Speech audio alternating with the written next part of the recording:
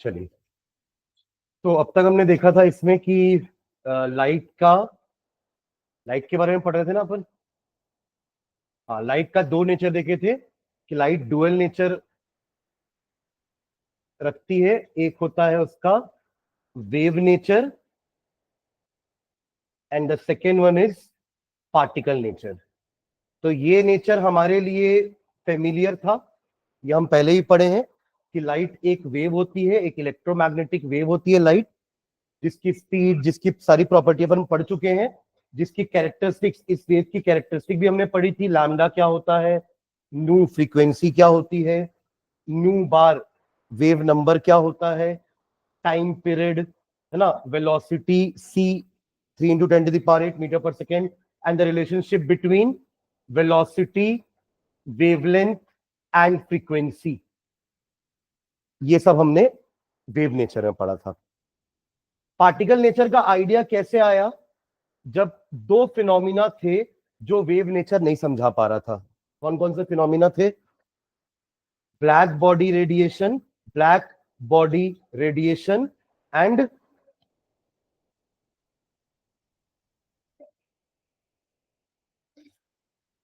Line spectrum पढ़ेंगे अपन अभी, पर एक पढ़ चुके हैं। क्या वाला? क्या लिम्स? लिम्स मतलब क्या? आप क्या बोल रहे थे? क्या लिम्स?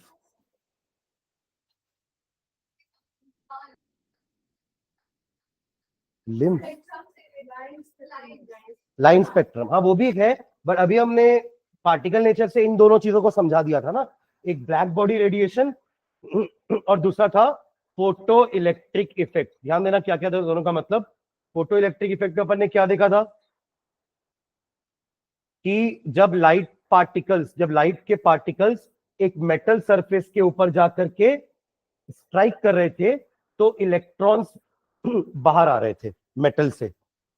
और ब्लैक बॉडी रेडिएशन में क्या देखा था हमने कि अगर आप एक सब्सटेंस को हीट कर रहे हो, you are heating a substance, तो वो सब्सटेंस पहले क्या हो रहा था? रेड हो रहा था, फिर वो येलो हो रहा था, फिर वो ब्लू वायलेट की तरफ जा रहा था। ये दोनों इफेक्ट हम वेव नेचर से नहीं समझा पा रहे थे। तो आइडिया आया पार्टिकल नेचर का कि particles, light is not a continuous wave of energy, it consist of discrete packet of energy. और उन पैकेट्स को अपने नाम दिया था क्वांटम, सिंगुलर क्वांटा। और स्पेशली लाइट के लिए उन क्वांटम का क्या नाम था? Photons. This theory was given by Planck's, है ना, मैक्स प्लैंक नाम है उनका पूरा। And this theory was given by Maxwell. ठीक है, तो यहां से अपन बता पा रहे थे कि हर लाइट एक्चुअली फोटॉन से बनी हुई है। लाइट किससे बनी हुई है? फोटॉन पैकेट से बनी हुई है। और हर एक पैकेट की जो एनर्जी है वो उस लाइट की फ्रीक्वेंसी से डायरेक्टली प्रोपोर्शनल है। अगर अपन विजिबल रीजन की बात करें तो रेड लाइट की फ्रीक्वेंसी सबसे कम है और वायलेट लाइट की फ्रीक्वेंसी सबसे ज्यादा है। तो इसका मतलब रेड लाइट की एनर्जी सबसे कम होगी और वायलेट लाइट की एनर्जी सबसे ज्यादा होगी। हमने ये भी बात की थी ना कि इंटेंसिटी और एक और क्या वर्ड यूज किए थे? फ्रीक्वेंसी। इंटेंसिटी पे क्या डिपेंड करेगा? नंबर ऑफ फोटॉन्स कितने रिलीज हो रहे हैं। अगर आप लाइट की इंटेंसिटी को बढ़ाओगे, लाइट की अगर इंटेंसिटी बढ़ती है तो नंबर ऑफ फोटॉन्स जो वो एमिट कर रहा है वो बढ़ेंगे। पर अगर फ्रीक्वेंसी बढ़ाओगे तो एनर्जी बढ़ेगी। समझ रहे हैं ना? इंटेंसिटी बढ़ाने से एनर्जी नहीं बढ़ेगी, इंटेंसिटी बढ़ाने से फोटोन बढ़ेगा। अगर आपको चाहिए कि फोटोन की एनर्जी बढ़े तो आप फ्रीक्वेंसी बढ़ाओ, because energy is directly proportional to frequency. इसको अपन ने कांस्टेंट हटाया था तो E is equals to H nu लिखे थे, जहां पे H was the Planck's constant, value was 6.626 into 10⁻⁻34 joule second. Joule second. और इसी को आप ऐसे भी लिख सकते हो लैम्डा के टर्म्स में, H C upon lambda. I have replace this nu by C by lambda, लिख सकते हैं। ठीक है, तो ये आपका प्लैंक्स क्वांटम थ्योरी है। इससे आप बता पाओगे कि जब ये लाइट आती है ना, तो इसके फोटोन अपनी एनर्जी इलेक्ट्रॉन को इंपार्ट कर देते हैं, और वो इलेक्ट्रॉन वो एनर्जी लेके न्यूक्लियस को छोड़ के बाहर आ जाता है। अब तक तो हमने लाइट को सिर्फ वेव माना था, तो कैसे बाहर आ गया इलेक्ट्रॉन, पर अब लाइट को अपन एनर्जी मान रहे हैं। एनर्जी पैकेट्स है उसके पास, और वो पैकेट्स अपनी एनर्जी इलेक्ट्रॉन को दे देते हैं, ताकि इलेक्ट्रॉन न्यूक्लियस की पकड़ को छोड़ करके बाहर आ जाए। सेम वे जब आप यहां पे हीट अप कर रहे हो, जैसे जैसे आप और हीट कर रहे हो, हीट एनर्जी बढ़ती जा रही है, more and more energy, more and more energy, more and more frequency of light wave. तो पहले कम एनर्जी थी, तो लो फ्रीक्वेंसी की लाइट निकली, विच इज रेड। थोड़ी एनर्जी बढ़ी, तो रेड से ज्यादा फ्रीक्वेंसी किसकी होती है, येलो की, तो येलो लाइट एमिट करना चालू कर दिया उस बॉडी ने। फिर और हीट कर रहे हो, तो अब वो बॉडी ब्लू कलर की होना चालू हो जाएगी। मतलब एक ही चीज को हीट कर रहा हूं, पर पहले वो रेड दिख रही है, फिर वो येलो हो रही है, फिर वो ब्लूइश व्हाइट की तरफ जा रही है। तो उसका रीजन बस यही है कि जैसे जैसे और ज्यादा एनर्जी वो गेन करते जा रहा है, हायर एंड हायर फ्रीक्वेंसी की लाइट वो एमिट करता जा रहा है। इस फॉर्मूले के हिसाब से आप फ्रीक्वेंसी निकाल सकते हो। समझ गए, एनर्जी बढ़ती जा रही है तो फ्रीक्वेंसी भी बढ़ती जाएगी, तो हायर एंड हायर फ्रीक्वेंसी की लाइट एमिट होती जाएगी। ठीक है, तो यहां तक हमने लास्ट देखा था, पार्टिकल नेचर से हमने दोनों को एक्सप्लेन कर दिया था, ब्लैक बॉडी रेडिएशन को भी और फोटो इलेक्ट्रिक इफेक्ट को भी। ठीक है, ध्यान दीजिएगा, जब अपन लाइट पढ़ रहे थे, वेव पढ़ रहे थे, तो हमने बात की थी इलेक्ट्रोमैग्नेटिक स्पेक्ट्रम की, याद है? इलेक्ट्रोमैग्नेटिक स्पेक्ट्रम क्या होता है? It is a band of colours मान लो या एनर्जी मान लो, जिसको अपन अरेंज करते हैं इंक्रीजिंग ऑर्डर ऑफ वेवलेंथ या डिक्रीजिंग ऑर्डर ऑफ फ्रीक्वेंसी के रेस्पेक्ट में। हमने कुछ नेम भी किया था कि यहाँ पे आपकी कॉस्मिक रेज होती है ना, लो वेवलेंथ वाली कॉस्मिक रेज होती हैं। जैसे जैसे अपन आगे बढ़ेंगे तो हमारी अल्ट्रावायलेट रेज आती हैं, फिर आप और आगे बढ़ोगे तो एक्स रेज भी आती हैं, गामा रेज भी थी पीछे, फिर एक्स रेज आती हैं, फिर आपकी आती हैं विजिबल, तो बीच में इसके बाद क्या था एक और, आईआर, हाँ माइक्रोवेव्स, आईआर थी, माइक्रोवेव्स थी, ऐसे अलग अलग बैंड आते जाएगी। जैसे जैसे आप इधर जा रहे हो ना, तो वेवलेंथ बढ़ती जा रही है और फ्रीक्वेंसी कम होती जा रही है। Wavelength and frequency are inversely proportional, wavelength and frequency are inversely proportional. जिस वेव की वेवलेंथ ज्यादा है उसकी फ्रीक्वेंसी कम होगी, एंड वाइस वर्सा। ठीक है, तो उस हिसाब से यहाँ पे बीच में हमारा विजिबल रीजन भी आता है ना, जिसके अपन ने वेवलेंथ की क्या रेंज लिखी थी, 300 नैनोमीटर से लेकर के 750-800 नैनोमीटर की रेंज होती है हमारे वायलेट से लेकर के रेड कलर की। तभी तो बोलते हैं ना, रेड का वेवलेंथ सबसे हाईएस्ट है, रेड का फ्रीक्वेंसी कम है, वेवलेंथ ज्यादा होगा, तो रेड लाइट का वेवलेंथ सबसे ज्यादा है पूरे विजिबल रीजन में। तो ये इलेक्ट्रोमैग्नेटिक स्पेक्ट्रम बनेगा कैसे? हम बनाते हैं उसको किससे? प्रिज्म से। किससे बनाते हैं? प्रिज्म से। आपकी लाइट स्प्लिट हो जाती है ना अलग अलग कलर्स में, तो आप व्हाइट लाइट को जब प्रिज्म से पास कराते हो तो it gets split into its 7 components, जिसको अपन डिस्पर्जन बोलते हैं, और आप बाहर एक फोटोग्राफिक प्लेट लगा दोगे तो आपको उसकी पूरी इमेज मिल जाएगी। अगर आप इस फोटोग्राफिक प्लेट की जगह एक टेलीस्कोप लगा करके देखोगे ना कि वो 7 कलर्स आ रहे हैं, तो वो कहलाएगा स्पेक्ट्रोस्कोप। क्या कहलाएगा? स्पेक्ट्रोस्कोप। अपन स्पेक्ट्रम बना रहे हैं, band of colours is spectrum. तो अपन अगर उसको टेलीस्कोप से ऑब्जर्व कर रहे हैं उस लाइट को, तो वो कहलाएगा स्पेक्ट्रोस्कोप। पर वही अगर मैंने यहाँ पे एक फोटोग्राफिक प्लेट रख दी, तो वो कहलाएगा स्पेक्ट्रोग्राफ। समझ रहे हैं क्या? तो इस पूरे साइंस को स्पेक्ट्रोस्कोपी बोलते हैं। क्या बोलते हैं? स्पेक्ट्रोस्कोपी, जहां पर आप उस लाइट के बैंड की स्टडी कर रहे हो। समझ रहे हैं क्या? मतलब सोचिए कि वो मैंने जो एक बीच में एग्जांपल आपको दिया था कि आपने NaCl को बर्न किया है, तो याद है एक येलो कलर की लाइट निकल रही थी, but when that yellow colour light was passed from prism, तो हमें दिखा कि 2 पार्ट में स्प्लिट हो गई। वो येलो के ही 2 शेड्स थे, क्या थे? येलो के ही 2 शेड्स थे, जिनका वेवलेंथ उस येलो बैंड के अंदर ही था। तो वो कैसे पता चला? जब अपन ने प्रिज्म से पास कराया, क्योंकि प्रिज्म में जाने के बाद दोनों की स्पीड अलग अलग हो गई, तो वो स्प्लिट हो गए। यही तो रीजन होता है डिस्पर्जन का। क्यों व्हाइट लाइट प्रिज्म के अंदर जाने के बाद ही स्प्लिट हुई, बाहर क्यों नहीं हुई? क्योंकि एयर में तो हर कलर की स्पीड सेम है, बट एक मीडियम में जाने के बाद स्पीड अलग अलग हो जाती है। दैट टू वो मीडियम कैसा है? एक ट्रायंगुलर मीडियम है, जहां पर दोनों रिफ्रैक्टिंग सरफेस के बीच में एक एंगल है। हम तो ये भी पढ़ते थे ना, हम रेक्टेंगुलर ग्लास स्लैब भी पढ़ते थे, बट यहाँ पे व्हाइट लाइट से 7 कलर स्प्लिट नहीं होते। क्योंकि ये जो दोनों सरफेस हैं ये आपस में पैरेलल है, तो वहां पे रिकॉम्बिनेशन भी हो जाता है। क्या हो जाता है? रिकॉम्बिनेशन। वो व्हाइट लाइट अंदर ही 7 कलर्स में स्प्लिट भी होगी, और जब बाहर आएगी ना तो वो मिक्स होके बाहर आएगी, क्योंकि दोनों सरफेस कैसे हैं? पैरेलल। बट ट्रायंगल में तो दोनों सरफेस पैरेलल नहीं है, they are making an angle, है ना। तो यहां से निकलकर वो 7 कलर्स में ही स्प्लिट होकर बाहर आएगी। 2 बार रिफ्रैक्शन होगा, एक बार वो यहां बेंड होगी और एक बार बाहर निकलते समय बेंड होगी। ठीक है, तो चलिए हैंड डालिएगा। यही पढ़ना अपन को। नेक्स्ट लाइन स्पेक्ट्रा क्या होता है, एब्जॉर्प्शन स्पेक्ट्रा क्या होता है, एमिशन स्पेक्ट्रा क्या होता है। तो हैंड डालिएगा। Emission and absorption spectra, emission and absorption spectra, emission and absorption spectra,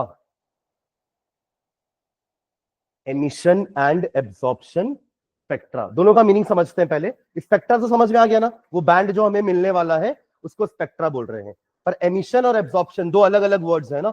emission मतलब कोई सोर्स अपनी लाइट एमिट किया, आपने उसी को प्रिज्म से पास करा के फोटोग्राफिक प्लेट में ले लिया, ये कहलाएगा एमिशन स्पेक्ट्रा। समझ रहे मैंने क्या बोला?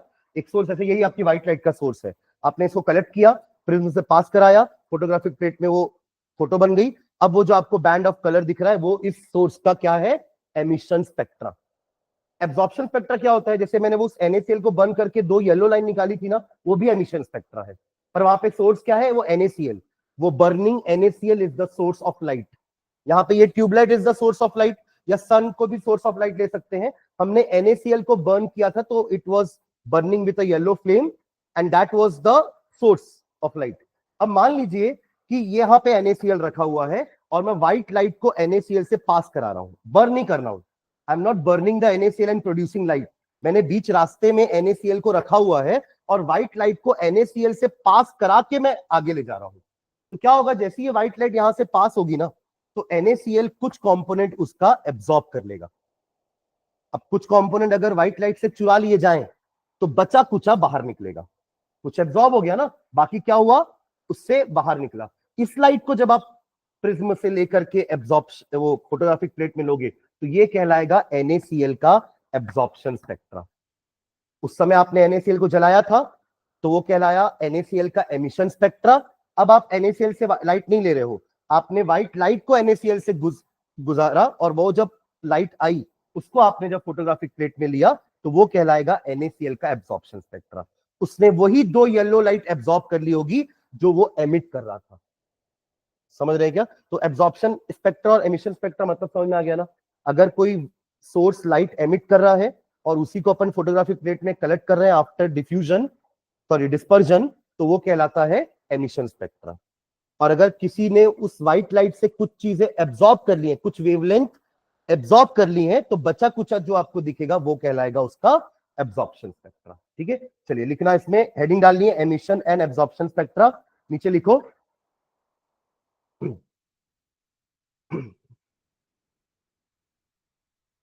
पहला लिख लो emission spectra. First emission spectra, emission spectra hyphen डाल के लिखेंगे इसमें।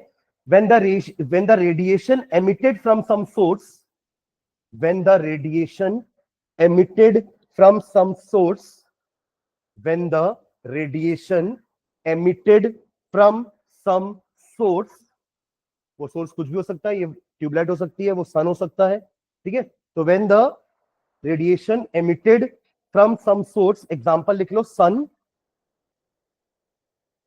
सन। और आपको याद है वो इलेक्ट्रिक डिस्चार्ज में हमने गैस ली थी तो कलर्ड रेज निकल रही थी कैथोड की। अगर आप हाइड्रोजन गैस लोगे तो ग्रीन कलर की गैस रहेगी, तो भी तो एक कलर हो गया ना, तो वो भी एक सोर्स हो गया लाइट का। ठीक है, और बाय पासिंग इलेक्ट्रिक डिस्चार्ज, और by passing electric discharge through a gas, by passing electric discharge through a gas at low pressure, इससे भी लाइट प्रोड्यूस हो रही है कोई कलर की एट लो प्रेशर, और बाय हीटिंग सम सब्सटेंस, जैसे मैंने NaCl को जलाया था, बाय हीटिंग सम सब्सटेंस, हाँ, by heating some substance to high temperature, to high temperature etcetera, ये तीनों चीजें मैंने सोर्स के एग्जाम्पल दिए हैं, आप तीनों में कोई एक चीज भी लिख करके आगे बढ़ा सकते हो डेफिनेशन को, समझ रहे हो क्या? मैंने 3 एग्जाम्पल दिए, सन की लाइट एक सोर्स हो सकती है, अगर आप एक डिस्चार्ज ट्यूब में कोई गैस को लो प्रेशर में भर के इलेक्ट्रिक डिस्चार्ज पास कराओगे तो भी एक कलर की लाइट एमिट होगी, तो वो भी एक सोर्स ऑफ लाइट हो गया, या फिर आप किसी चीज को हीट कर रहे हो हाई टेम्परेचर पे तो भी एक लाइट एमिट होगी, ठीक है, etcetera. is passed directly through the prism, is passed directly through the prism, is passed directly through the prism, is passed directly through the prism and then received on the photographic plate, and then received on the photographic plate, and then received on the photographic plate, comma, the spectrum obtained is called emission spectrum. The emission obtained, sorry, the spectrum obtained is called emission spectrum. The spectrum obtained is called emission spectrum. Photographic plate, comma, the spectrum obtained is called emission spectrum. Full stop. These are of two types. These are of two types. These are of two types. पहला लिखना continuous spectra, continuous spectra या spectrum, continuous spectrum, and second लिखेगा line spectrum. line spectrum, line के बारे में मैंने आपको बताया था ना, अगर आप व्हाइट लाइट लेते हो, व्हाइट लाइट के साथ you will get a continuous spectra, और कंटिन्यूअस क्यों बोल रहे हैं? क्योंकि वायलेट से लेके रेड तक you will get a continuous band, they will be overlapping, in fact violet colour indigo पे ओवरलैप कर रहा होगा, है ना, इंडिगो ब्लू पे ओवरलैप कर रहा होगा, एंड सो ऑन, ठीक है, तो वो कंटिन्यूटी में दिखेगा, इसलिए नाम क्या पड़ा? Continuous spectrum. और वही अगर आपने कोई पर्टिकुलर चीज ली, उसको बर्न किए, तो वो कोई एक पर्टिकुलर कलर ही एमिट करेगा, तो उस केस में जब उसकी फोटोग्राफिक प्लेट देखी जाएगी ना, आप ऐसी ये फोटोग्राफिक प्लेट को ऐसे रखते हो, उठा के ऐसे देखोगे, जब आप उसको देखोगे तो पूरा प्लेट ब्लैक होगा, कुछ उसके कैरेक्टरिस्टिक कलर की बस लाइंस होंगी, तो उसको कहेंगे लाइन स्पेक्ट्रा, ठीक है। एज द नेम सजेस्ट ये कंटिन्यूअस है और ये कुछ लाइंस हैं बस, बाकी पूरी फोटोग्राफिक प्लेट ब्लैक है, बस आपको वो कुछ लाइंस दिखेंगी वहां पर, ठीक है। ओके, तो लिखेंगे कंटिन्यूअस स्पेक्ट्रा के बारे में एक पैराग्राफ लाइन स्पेक्ट्रा के बारे में लिखे।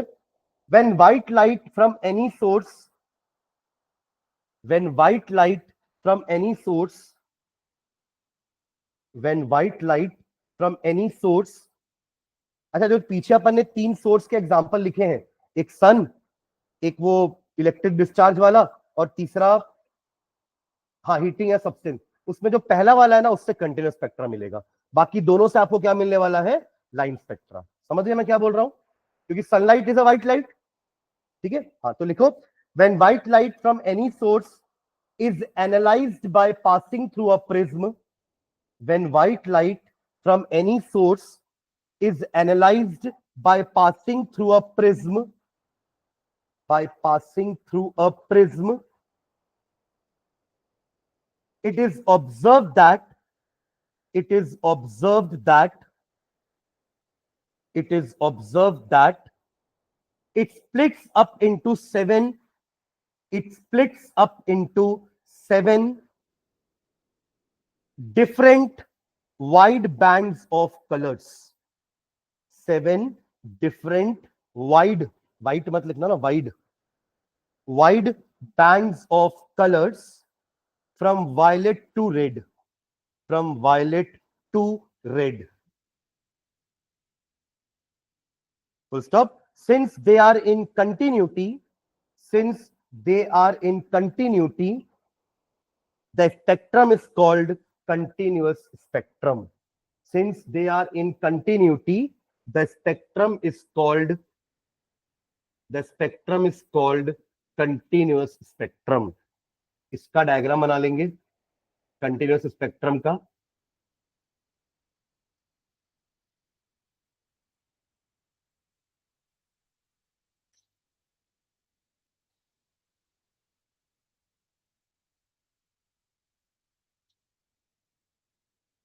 वायलेट सबसे नीचे रहेगा ना, violet deviates the most and red the least, तो violet, indigo, blue, green, yellow, orange and red. यहां आप लिख देना ये आपकी व्हाइट लाइट है,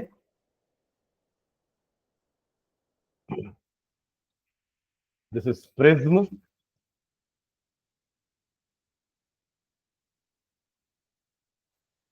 ठीक है, and this is photographic plate.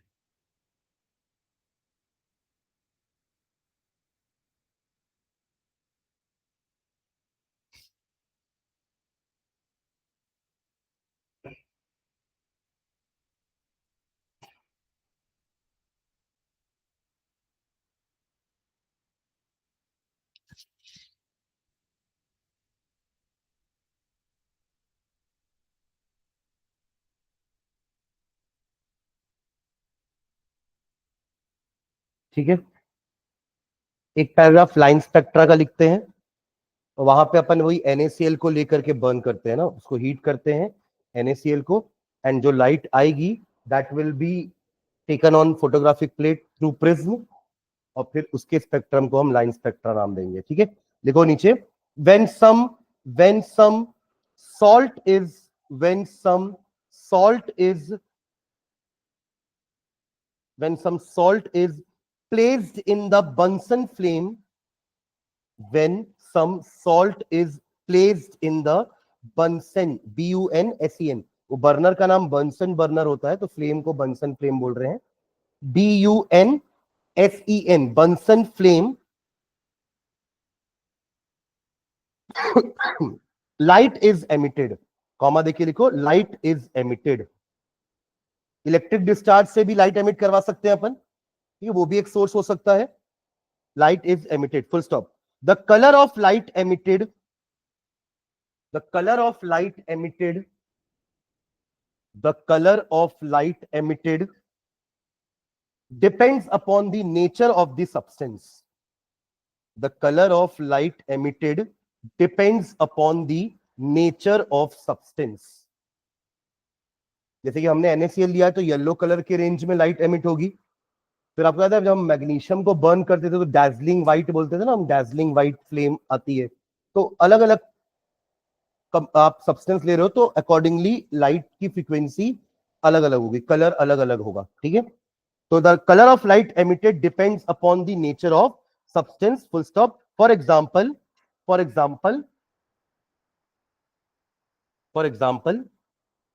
NaCl emit yellow light, NaCl emit yellow light while KCl, potassium, एक सोडियम का सॉल्ट हो गया एक पोटेशियम का, while KCl emit violet light, violet light, to stop। If this light is obtained on, now if this light is obtained on the photographic plate, now if this light is obtained on photographic plate, we get some isolated lines, we get some isolated colored lines लिखना, we get some isolated मतलब बिखरी हुई, एक single आपको यहां दिखेगी फिर थोड़ी देर बाद यहां होगी, तो दे आर नॉट कंटिन्यूअस, अलग अलग है, अकेली अकेली एक एक लाइंस बनी हुई है बस। They are isolated colored lines separated from each other by dark spaces, separated from each other by dark spaces, by dark spaces, hence the spectrum is called line spectrum, hence the spectrum is called line spectrum।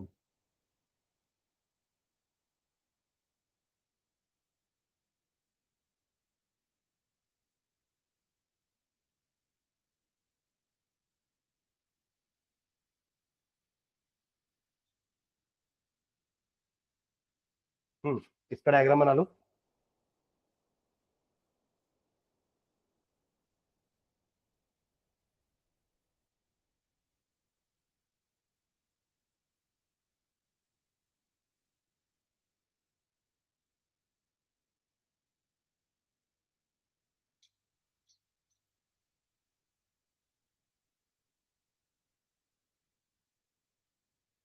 ठीक है, 2 isolated lines were obtained when we heated NaCl at high temperature, और पूरा आपका photographic plate black है, तो 2 lines separated by dark spaces, ये आपकी कहलाएगी लाइन स्पेक्ट्रा। यहां लिख लेना 2 येलो लाइन्स, क्योंकि आपके पास तो येलो कलर होगा नहीं, है क्या किसी के पास येलो कलर?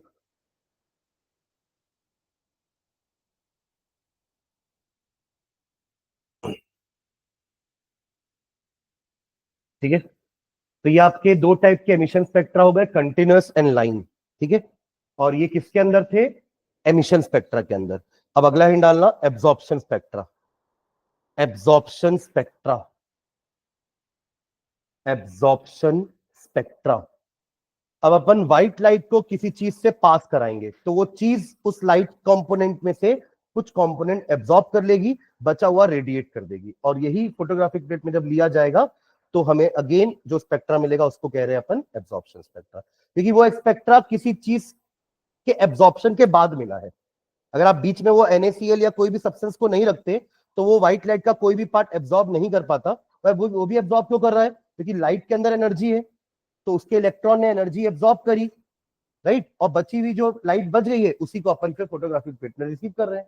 ठीक है, देखो इसमें आइफन डाल के, when white light from any source, when white light from any source, when white light from any source is first pass through the, when white light from any source is first passed through the solution or vapors of a chemical substance, is first passed through the solution or vapors of a chemical substance and then analyzed,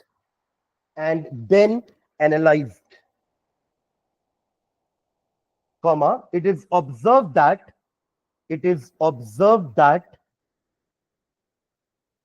some dark lines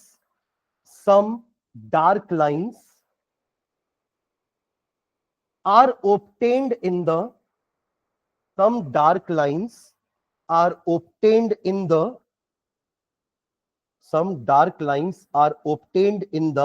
otherwise continuous spectrum. Some dark lines are obtained in the otherwise continuous spectrum. मतलब वो white light के रास्ते में अगर वो compound नहीं आया होता या वो सब्सटेंस नहीं आया होता तो पूरा कंटिन्यूस स्पेक्ट्रा मिलता, जस्ट लाइक जैसे हमको यहां मिल रहा था कंटिन्यूस स्पेक्ट्रा। बट अब इस व्हाइट लाइट के पाथ में, इसके रास्ते में कोई एक चीज आई है जिसने कुछ कंपोनेंट चुरा लिया है, तो पूरा बैंड में जो कंपोनेंट उसने एब्जॉर्ब किया है उसकी जगह आपको डार्क लाइन दिखेगी, rest all will be the same continuous spectra. मतलब इसका स्पेक्ट्रा कैसे दिखेगा? यही अगर अपन ने NaCl को बीच में रखा, यही बनाता हूं डायग्राम, देखना, ठीक है। ये आपका व्हाइट लाइट आ रहा है, बीच में आपने रख दिया NaCl का सॉल्यूशन। अब जो लाइट आई है उसको पास कराया आपने प्रिज्म में, ठीक है, तो अगेन ये स्प्लिट करेगा, और जब फोटोग्राफिक प्लेट में इसको कलेक्ट किया जाएगा तो पूरी फोटोग्राफिक प्लेट में वायलेट कलर पूरा दिखेगा, बैंड इंडिगो भी का बैंड भी पूरा दिखेगा, है ना, वायलेट इंडिगो ब्लू का भी पूरा दिखेगा, फिर वायलेट इंडिगो ब्लू ग्रीन का ही पूरा दिखेगा। येलो के में बीच में जहां पर ये 2 येलो लाइंस दिख रही थी ना, वहीं आपको डार्क बैंड दिखेगा, बैंड नहीं लाइन, क्या दिखेगा? 2 डार्क ब्लैक लाइन आपको यहां दिखेगी, बाकी पूरा येलो रहेगा, बाकी ये ऑरेंज एंड रेड तो पूरा रहेगा। तो ये वही 2 कंपोनेंट को एब्जॉर्ब करता है जिसको ये एमिट कर रहा था, आप समझे? NaCl ने यही 2 लाइंस तो एमिट करी थी ना, अभी एब्जॉर्ब करते समय ये उन्हीं दोनों को एब्जॉर्ब कर लेगा, तो बच्चा कुछ आपको पूरा कंटिन्यूस स्पेक्ट्रा दिखेगा। इसे तो लिखा अपन कि there will be some dark lines in the otherwise continuous spectra. अगर वो नहीं होता तो वो तो कंटिन्यूस स्पेक्ट्रा ही बनता ना, क्योंकि व्हाइट लाइट लिया आपने, तो व्हाइट लाइट तो कंटिन्यूस स्पेक्ट्रम ही बनाता है 7 बैंड्स ऑफ कलर का। बट क्योंकि आपने बीच रास्ते में कुछ सब्सटेंस रख दिया, कुछ केमिकल सब्सटेंस रख दिया, तो उस केमिकल सब्सटेंस ने अपने इलेक्ट्रॉन के हिसाब से कुछ एनर्जी एब्जॉर्ब कर ली। समझ रहे हैं क्या? ठीक है, तो क्या लिखे last, in the otherwise continuous spectrum, full stop. These lines are suppose to result, ये डार्क लाइंस क्यों आई, क्योंकि उन जगह का कलर उस सब्सटेंस ने एब्जॉर्ब कर लिया है। These dark lines are supposed to result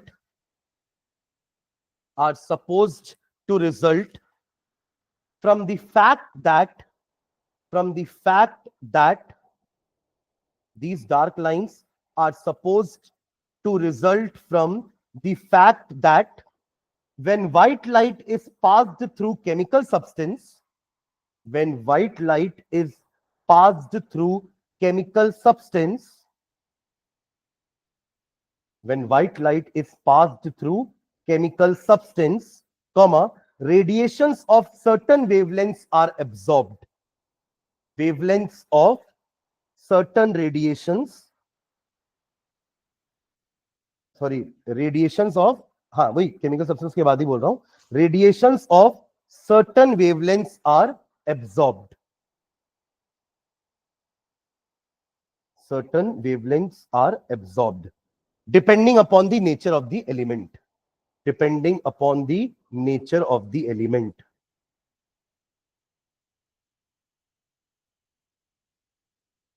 ठीक है,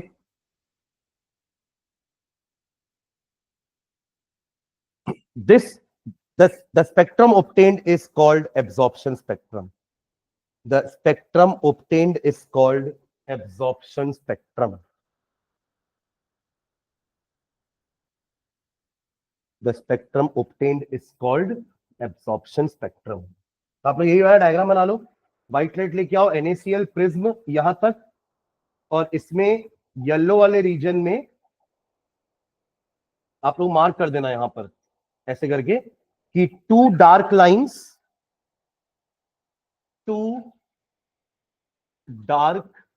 लाइंस इन येलो रीजन,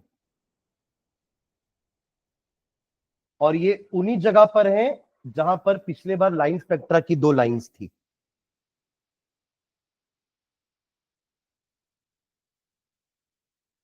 मतलब wavelength absorbed are same as the wavelength emitted, है ना। उस सब्सटेंस ने जो वेवलेंथ एमिट करी थी एब्जॉर्ब करते वक्त, उसने वही वेवलेंथ एब्जॉर्ब भी करी है। ठीक है,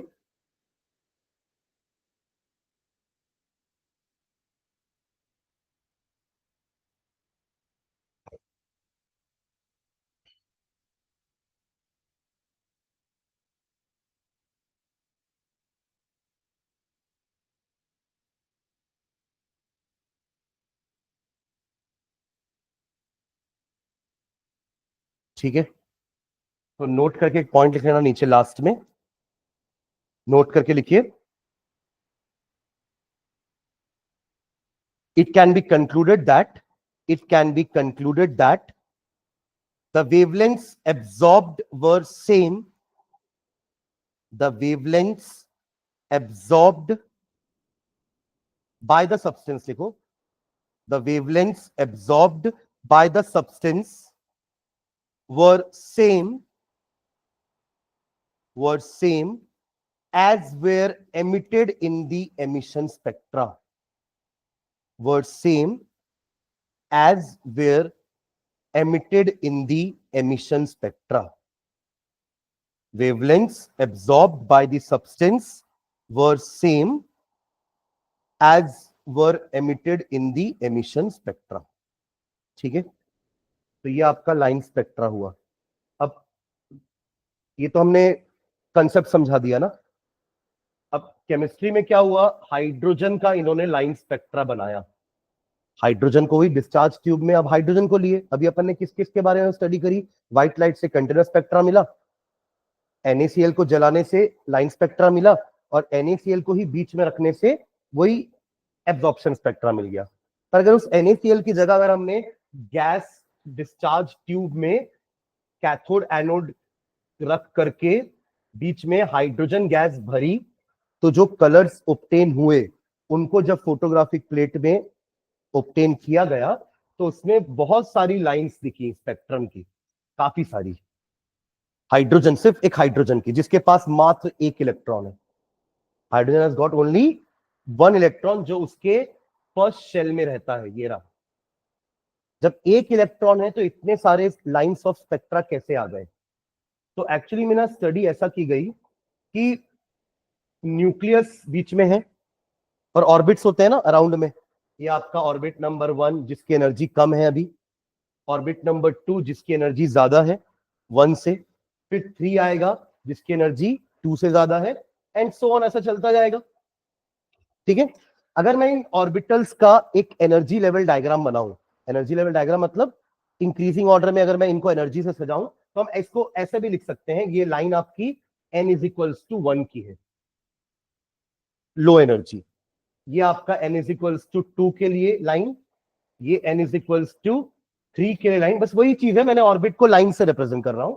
n is equals to 4 and 5 and so on. ठीक है। और जैसे जैसे मैं ऊपर जा रहा हूं एनर्जी बढ़ रही है। तो अभी हाइड्रोजन का वो इलेक्ट्रॉन कहां पर है? फर्स्ट ऑर्बिट में। ठीक है। एनर्जी गेन करके ये एक्साइट होकर के सेकेंड ऑर्बिट में भी जा सकता है। अभी जब तक वो फर्स्ट ऑर्बिट में है ना, तो वो कहलाता है अपनी ग्राउंड स्टेट में। किसमें है वो? अपनी ग्राउंड स्टेट में है, जमीन पर है, लो एनर्जी के साथ। पर जैसे ही उसने कुछ एनर्जी ली व्हाइट लाइट से फॉर एग्जांपल, तो व्हाइट लाइट से कुछ एनर्जी एब्जॉर्ब करके वो इतनी एनर्जी एब्जॉर्ब कर लिया वो कि वो 2 तक जंप कर सके, तो वो 2 में चला गया। 2 में जाने के बाद वो कहलाता है एक्साइटेड स्टेट में। किस स्टेट में पहुंच गया वो? एक्साइटेड स्टेट में। ठीक है। अब हमारे साथ भी होता है, एक्साइटेड स्टेट में हम ज्यादा देर तक रहते नहीं है ना, क्या हो गया, जैसी एनर्जी खत्म होगी वापस आएंगे घूम फिर के ग्राउंड स्टेट में। तो जब ये ग्राउंड स्टेट में वापस आता है ना, तो यहां रहने के लिए तो उसको एनर्जी कम चाहिए थी, ऊपर रहने के लिए एनर्जी ज्यादा चाहिए थी। तो वो जो एक्स्ट्रा एनर्जी है ना, वो एक लाइट के फॉर्म में एमिट करते हुए नीचे आता है। और आप जस्ट इमेजिन करिए कि यहां पे रहने के लिए उसको 20 जूल चाहिए, उसने कुछ एनर्जी एब्जॉर्ब करके 80 जूल में वो यहां पहुंच गया। अब वापस आएगा ना, फिर से 20 में आना है, तो कितना डिफरेंस, 60 जूल के अकॉर्डिंग वो एक लाइट एमिट करते हुए नीचे आएगा। 60 जूल के अकॉर्डिंग लाइट कौन सी होगी, कैसे निकालोगे? E is equals to H C by lambda यहां से, या फिर E is equals to H nu, आपको फ्रीक्वेंसी मिल जाएगी कि वो कौन सी फ्रीक्वेंसी की लाइट एमिट करते हुए नीचे आएगा। बट यूं सोच लो कि अगर उसको और ज्यादा एनर्जी मिली होती तो वो 1 से 3 में भी जा सकता था, 1 से 4 में भी जा सकता था, और 1 से 5 में भी जा सकता था, 1 से 6 में भी जा सकता था। पर लौट के तो वापस घर ही में आएगा ना, समझ रहे? तो हर बार जब वो हायर लेवल से 1 में आ रहा है, हायर लेवल से 1 में आ रहा है, हायर लेवल से 1 में आ रहा है, तो वो एक लाइट एमिट करते हुए आ रहा है। और उसी का ये स्पेक्ट्रम दिख रहा था हमको यहां पर। समझ रहे हैं क्या? यूं भी हो सकता है कि 2 के बाद उसको और एनर्जी मिल गई होगी, तो वो ऊपर चला गया, फिर 3 से पहले वो 2 में आया, तो फिर अलग लाइट एमिट किया होगा। मतलब पॉसिबिलिटी है कि जरूरी नहीं वो 3 से 1 में ही आया होगा, 3 से 2 में भी आया होगा पहले, हो सकता है फिर 2 में कुछ एनर्जी एमिट करा होगा, फिर 2 से 1 में आएगा तो कुछ एनर्जी एमिट किया होगा। तो ये सारी लाइट को जब फोटोग्राफिक प्लेट में लिया गया ना, तो बहुत सारी लाइंस आई। समझ रहे मैं क्या बोल रहा हूं? तो एक इलेक्ट्रॉन है तो जरूरी नहीं कि सिर्फ एक ही लाइन आएगी कि वो 1 से 2 में गया, वापस आया तो एक लाइन आ गई, बस एक लाइट आ गई। और उसको चलो वो अगर येलो कलर की होगी या जो भी कलर की होगी, वो स्प्लिट भी होगी, तो एक दो ही और बढ़ेगी, और क्या होगा। जैसे अभी आपने देखा ना, NaCl येलो कलर की लाइट एमिट कर रहा था, उसको स्प्लिट कराया तो 2 येलो हो गई, या 3 होती, कितनी होती और येलो। बट यहां तो बहुत सारी लाइंस हो रही हैं। पर ऐसा क्यों हुआ? क्योंकि सब साइंटिस्ट लोगों ने ना अलग अलग कंसेप्ट यूज करना चालू कर दिया। पहले सब यही बोल रहे थे कि चलो सब 1 से 2 में जाएंगे, 1 से 3 में जाएंगे, 1 से 4, 1 से 5, 1 से 6 में इलेक्ट्रॉन जाके वापस 1 में ही आएगा। तो ऐसे करके एक बैंड ऑफ या बहुत सारी लाइन हमें मिल गई इनकी। पर फिर एक साइंटिस्ट आए, अच्छा अगर 3 से 2 में आया तो, 4 से भी 2 में आया तो, 5 से भी 2 में आया तो 1 में नहीं गया। फिर किसी ने बोला कि चलो 1 से 3 में गया, फिर 3 से 4 में गया, 4 से वापस 3 में आया। मतलब बहुत सारी पॉसिबिलिटीज हो सकती है इलेक्ट्रॉन के ऊपर से नीचे आने की। जरूरी नहीं है वो 3 से डायरेक्टली 1 में आ जाए, 3 से 2 में भी आ सकता है, 4 से डायरेक्टली 3 में ना 1 में ना करके 3 में आ सकता है, 3 से 2 में आ सकता है, फिर 2 से 1 में आ सकता है। तो हर बार वो एक लाइट एमिट करते हुए आएगा, और वो आपको स्पेक्ट्रोग्राफ में दिखते जाएगी, वो फोटोग्राफिक प्लेट में वो दिखेगी वो light.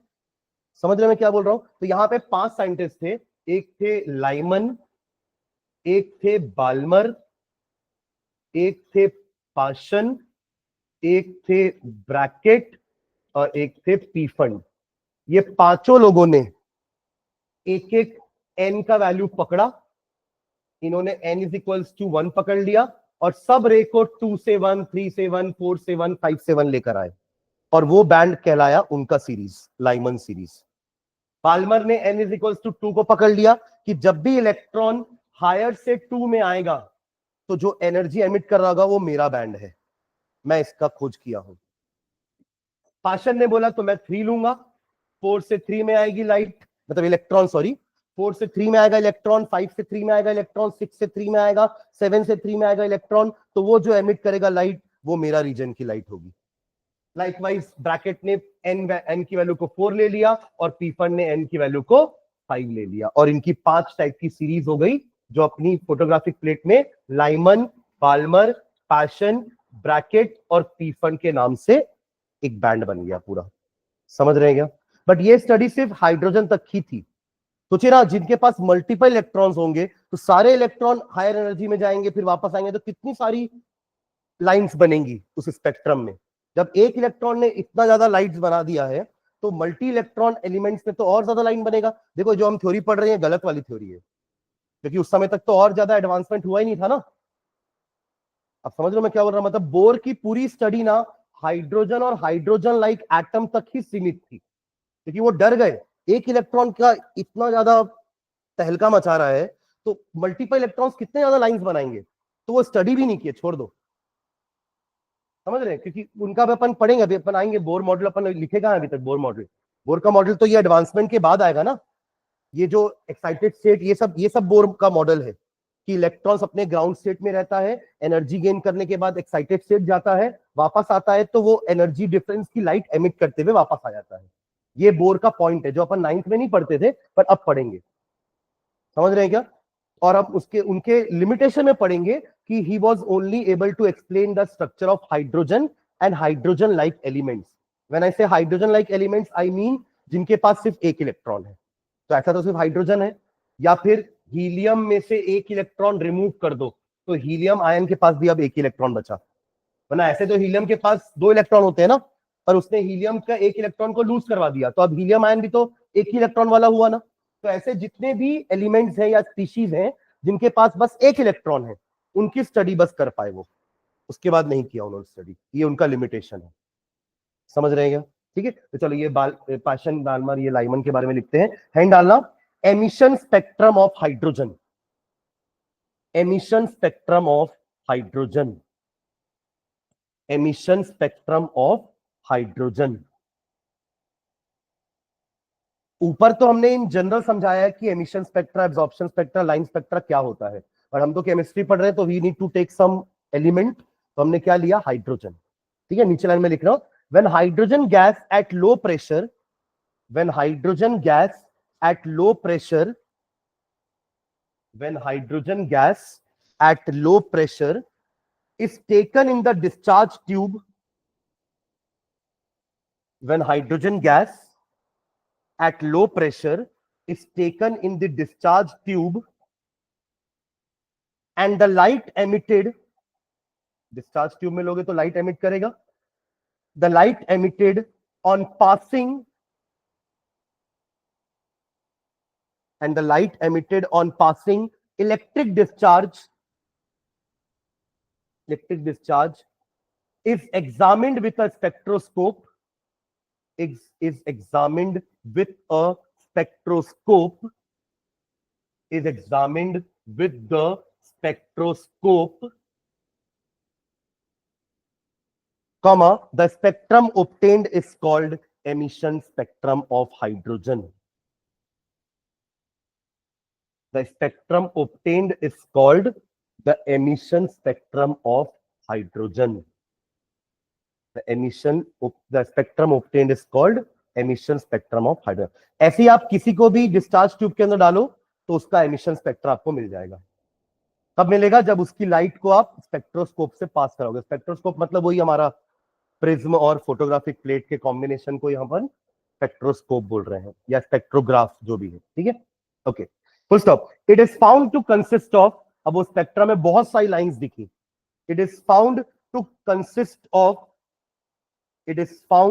Consist of a large number of lines, not unlike your NaCl. NaCl में तो 2 ही तो लाइन मिली थी येलो कलर की. तो large number of lines which are grouped into different series,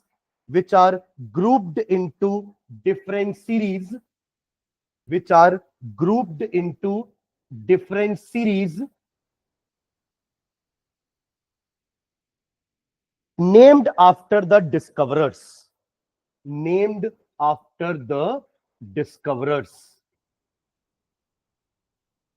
Full stop. The name of these series the names of these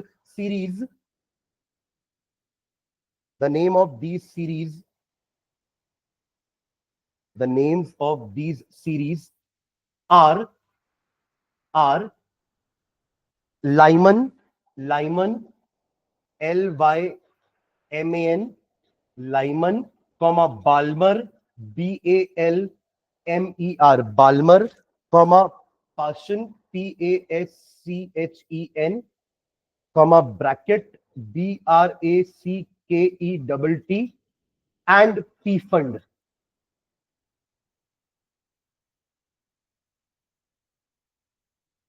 diagram बना लो ये वाला.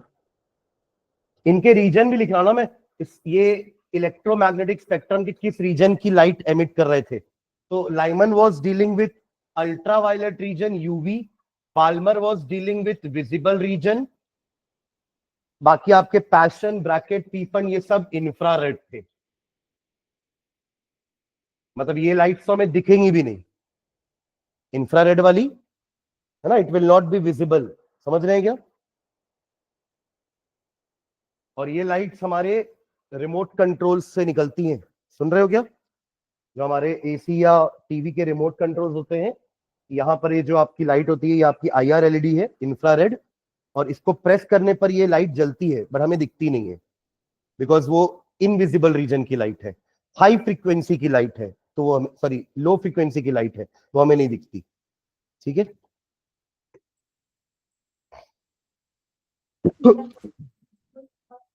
Visible के बाद ये इंफ्रारेड है. ये एरो बनाया मैंने. ये तीनों साइंटिस्ट, ये जो तीनों डिस्कवरर्स हैं, ये जो रीजन की बात कर रहे थे ना, कि मतलब इनके लिए अपन ने n की वैल्यू 1 रखी थी, ये 2, ये 3, ये 4, ये 5. पैशन किस सीरीज की बात कर रहे थे. जब सारे इलेक्ट्रॉन्स 4, 5, 6, 7 सारे इलेक्ट्रॉन्स जम करके कहां आएंगे, 3 में आएंगे. और ब्रैकेट किसकी बात कर रहे थे, 5, 6, 7, 8 सारे इलेक्ट्रॉन्स 4 पे आएंगे और 6, 7, 8 के सारे इलेक्ट्रॉन्स 5 पे आएंगे. तो वो सीरीज की बात ये लोग कर रहे थे. इसलिए ये वाली थोड़ी ज्यादा वेवलेंथ वाली फ्रीक्वेंसी मतलब लाइट है, इंफ्रारेड में जाएंगी. ठीक है. नीचे लिखो. क्वेश्चन ये आया कि इनके जो वेवलेंथ या जो लाइट निकल रही है उसकी वेवलेंथ क्या होगी या फ्रीक्वेंसी क्या होगी. तो एक साइंटिस्ट थे रेडबर्ग नाम के, उन्होंने एक फॉर्मूला निकाला था इन लोगों के लिए. नीचे लिखना Rydberg formula, RYDBERG, Rydberg formula. Hyphen डाल के लिखो. Rydberg gave a very simple equation. Rydberg gave a very simple equation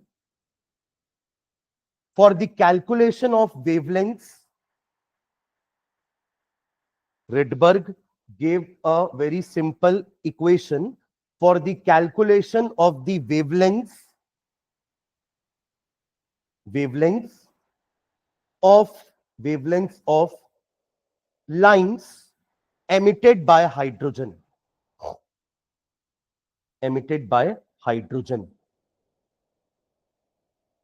formula लिखना नीचे. वेव नंबर न्यू बार है ना, nu bar is equals to, nu bar क्या होता है, 1 बाय लैम्डा. तो न्यू बार पता चल जाएगा तो लैम्डा निकाल लेंगे ना, और लैम्डा पता चल जाएगा तो फ्रीक्वेंसी भी निकाल लेंगे. ठीक है. तो nu bar is equals to R bracket के अंदर 1/n1 square minus 1/n2 square. ये फॉर्मूला है हमारा Rydberg formula. Where R is, नीचे लिखना, where R is Rydberg constant, where R is Rydberg constant. Value लिखना उसकी 109,677 यूनिट क्या होगी इसकी?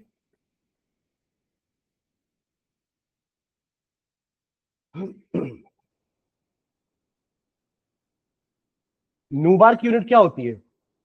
What is new bar? Wave number का मतलब क्या था? What was wave number? पर मीटर या पर सेंटीमीटर, मतलब 1 सेंटीमीटर में कितनी वेव्स आ सकती है उसको अपन कहते हैं वेव नंबर। तो वेव नंबर का यूनिट क्या होता है? पर सेंटीमीटर या पर मीटर। अब ये N1 N2 तो हमारे वो हैं, ऑर्बिट्स हैं।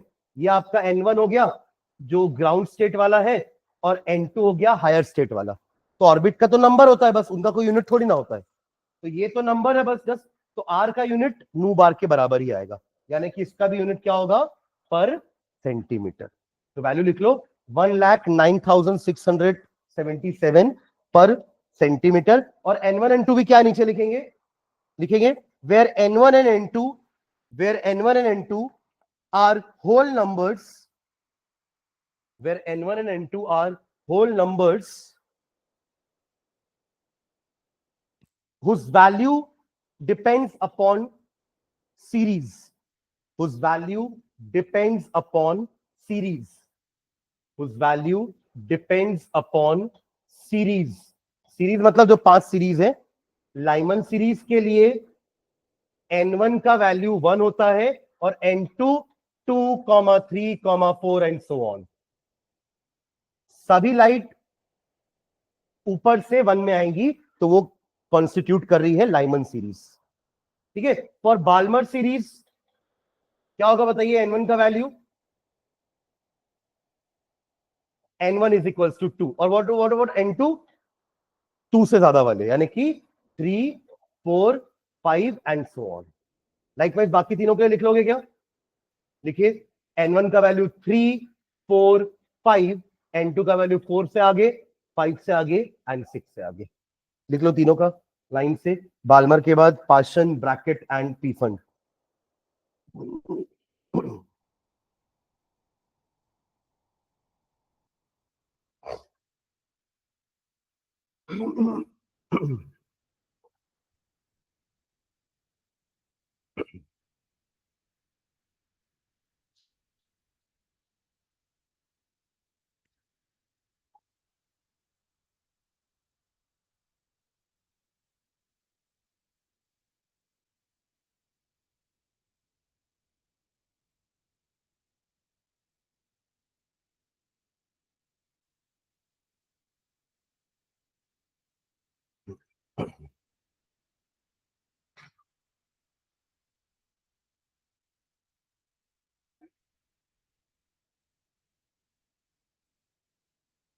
ठीक है, तो आपको समझ में आ रहा है? देखो, अगर मुझे लाइमन सीरीज की जितनी भी लाइंस आ रही हैं उनका मुझे वेवलेंथ निकालना है, तो मैं यहाँ पे बस N1 N2 का वैल्यू चेंज करते जाऊंगा। मतलब N1 का वैल्यू तो कांस्टेंट रहेगा, N1 will be 1 always.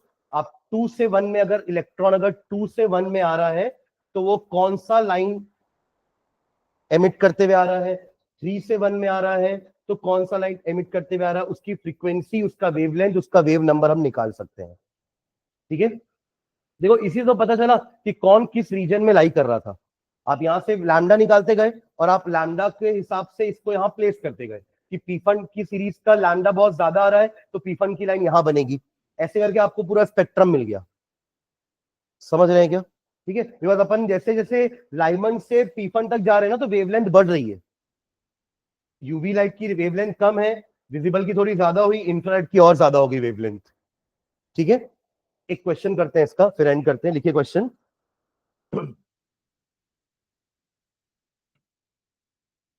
Question में 2 पार्ट है। फर्स्ट पार्ट लिखेगा पहले, A, what are the frequency and wavelength of a photon?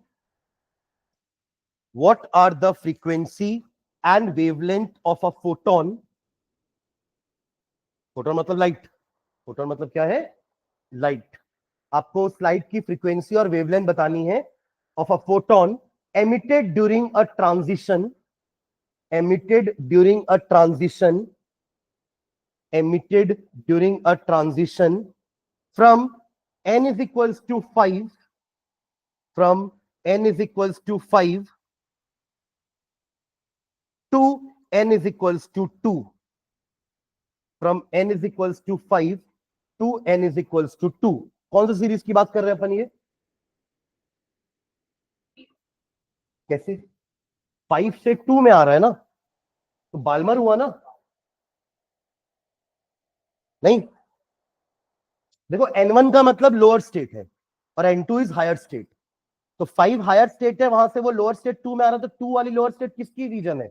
Balmer की, यानी विजिबल रीजन की लाइट एमिट होगी। ठीक है, okay. In the hydrogen atom क्या लिखे? n is equals to 5 to n is equals to 2 in the hydrogen atom. इसी का बी पार्ट लिखना क्वेश्चन का। आप एक बार अगर वेवलेंथ और फ्रीक्वेंसी निकाल लोगे तो बता पाओगे ना कौन से रीजन में लाई कर रही है। तो सेकंड रीजन, सेकंड क्वेश्चन वही है, in which region, in which region of the electromagnetic spectrum will this radiation lie? In which region of the electromagnetic spectrum will this radiation lie? क्या वो अल्ट्रावायलेट रीजन में लाई करेगी कि visible में कि आपका इंफ्रारेड में? तो अगर आप एक बार सीरीज पहचान लिए तो बता दोगे बाल्मर है तो विजिबल रीजन होगा। सुन रहे हैं क्या? लाइमन होता तो यूवी अल्ट्रावायलेट रीजन होता, और पीफंड या ब्रैकेट या पाशन होता तो आईआर रीजन होता, इंफ्रारेड रीजन होता। समझ रहे हैं क्या? चलो सॉल्व करिए। नू बार निकालो जल्दी से। आर आपके पास गिवन है, n1 is 2, n2 is 5। Put करिए, नू बार आएगा। नू बार को रेसिप्रोकल करोगे तो लैम्डा आएगा, और लैम्डा से नू कैसे निकालोगे? Lambda is equals to C by nu, यहां से न्यू आ जाएगा। तो पहले तो न्यू बार बताओ, फिर आगे बढ़ेंगे।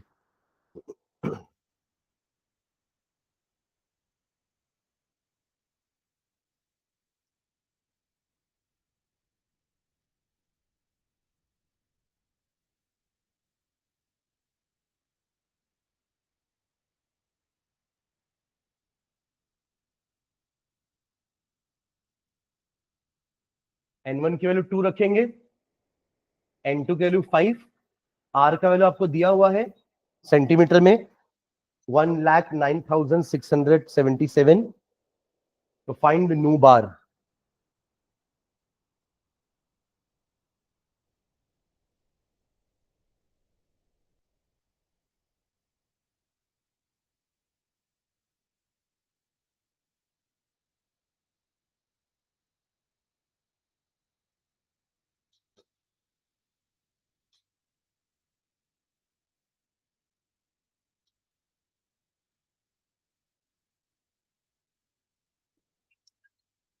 एलसीएम 100 आ रहा है ना? क्या बोले? 23032.2, हाँ 2.1 आ रहा है ये, 17 तो उसको 2 कर देंगे, है ना?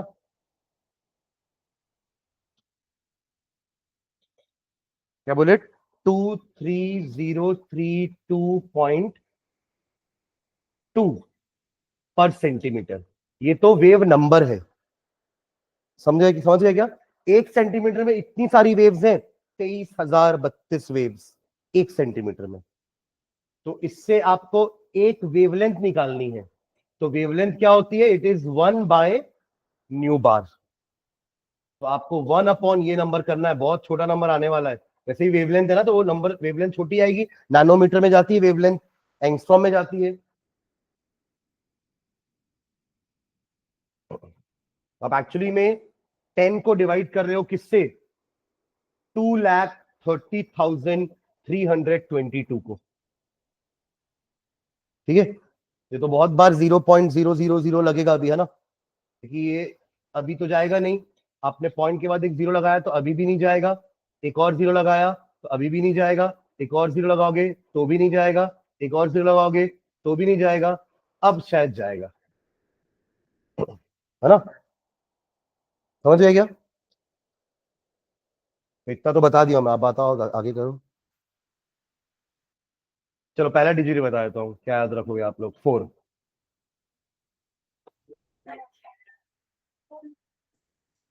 2 का टेबल चला रहे हैं ना अपन। 2 4 जा 8 होता है, 2 5 जा 10 में तो पार कर गए। 2 अकेला नहीं है ना, 2 3 भी है साथ में। 2 लाख होगा तो 5 बार में 10 लाख हो जाता। समझ रहे हैं क्या? बट वो तो 2 3 है ना, तो वो 5 टाइम में तो पार हो जाएगा, तो 4 से ही जाएगा। क्या हो गया, कितना आ रहा है? साइंटिफिक कैलकुलेटर क्या वो? 4-3, चलो एक एक वो भी बता दिया, 4-3।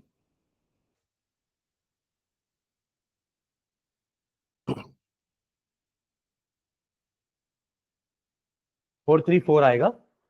इसको आप स्टैंडर्ड फॉर्म में या फिर पूरा 434 अगर लिखते हो तो ये कुछ ऐसा होगा, देखो 434, 1 2 3 4 5 6 7 into 10 to the power -7 centimetre. अगर हम सेंटीमीटर में लिख रहे हैं तो, सुन रहे? 7 है ना ये पूरे टोटल। उसके बाद आप यहाँ पॉइंट लगा रहे हो, मतलब तो 7 इधर लेके आए ना आप पॉइंट को, तो 7 के लिए -7 लगा दिया अपन ने ऊपर विदाउट। ठीक है, अब फ्रीक्वेंसी निकालना है।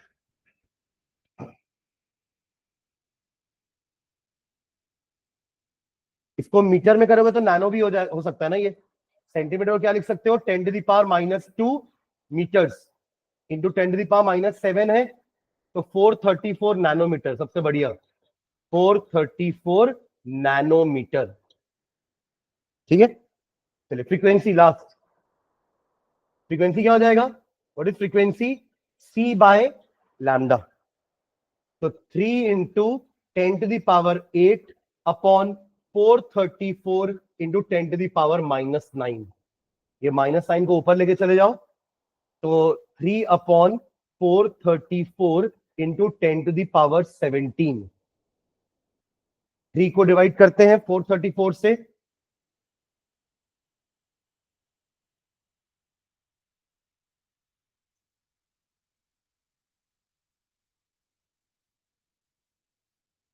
ये जाएगा आपका अराउंड 7 टाइम्स में। बताइए क्या आएगा आगे? ये आएगा आपका 7 आ रहा है क्या पूरा, कि 6 से जाएगा? देखो एक बार करके देख लो भाई, 6 से जा रहा है। आगे और करोगे तो 691। ठीक है, 91। तो 0.00691 इंटू 10 टू द पावर 17 को स्टैंडर्ड फॉर्म में लिखते हैं साइंटिफिक नोटेशन में। तो ये 3 इधर आगे ले आना है ना इसको।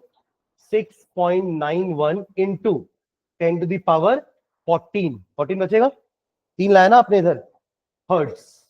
ये आपकी फ्रीक्वेंसी होगी। 6.91 इंटू 10 टू द पावर 14 है कि 15 होगा? सही 14 ही है ना? कुछ गड़बड़ तो नहीं हुआ ना, देख लो एक बार। देखिए इसमें 15 दिया हुआ है, 6.91।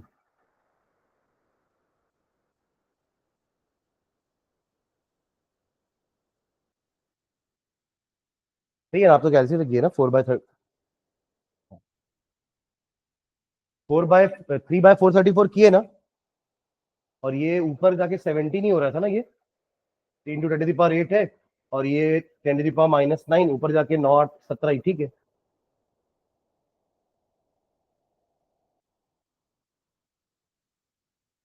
क्या आप लोग 3/434 किए तो ये आ रहा है ना पक्का?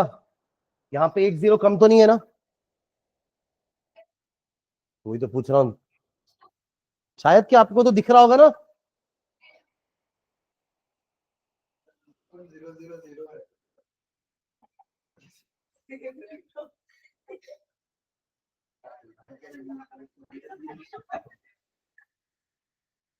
नहीं सही तो है, सही है। तो इसमें शायद 10 टू द पावर 14 की जगह 15 आ गया है, बाकी तो सही है। ठीक है, 6.91 into 10 to the power 14 hertz. ठीक है, और रीजन क्या हो जाएगा, क्योंकि बाल्मर है तो विजिबल रीजन, तो सेकंड बी का आंसर क्या हो जाएगा? It is visible region. बस एक मिनट, विजिबल रीजन। ठीक है,